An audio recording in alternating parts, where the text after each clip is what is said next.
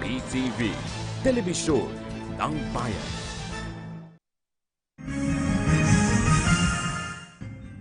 Magandang umaga Pilipinas, narito ang PTV News Break.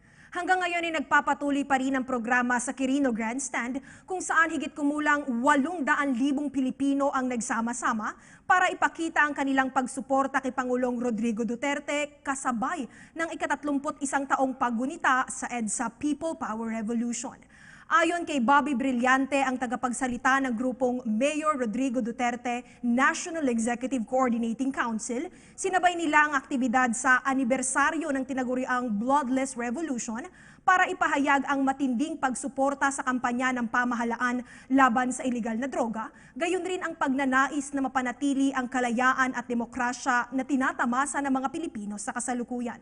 Pinasimulan ito ng isang prayer vigil na sinundan naman ng all-night concert ng iba't ibang kilalang artista at banda.